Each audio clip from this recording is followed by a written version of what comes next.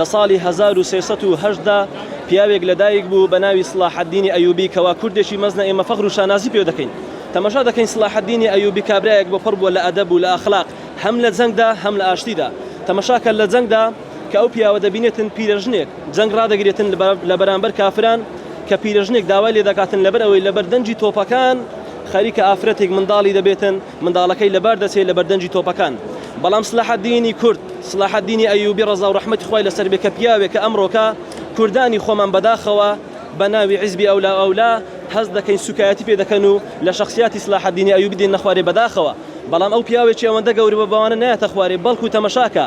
جەنگ ڕادەگرێتن لە بەرامبەر کافران بە قسەی پیرەژنێک لەبەر ئەوەی منداڵێکی دوژمن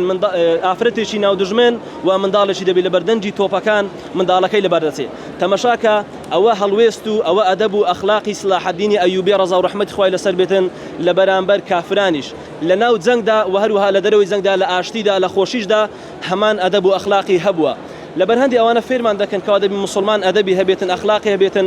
ئەگەر تو هەموو علمی دنیات پێ بیتن ئەگەر هەموو کتێبی دنیاش بخوێنیەوە بەڵام ئەگەر کتێبەکەت ئەگەر عیلمەکەت فێری ڕەوشتێکی جوانن نەکا فێری ڕەوشتێکی ئینسانیەتن نەکا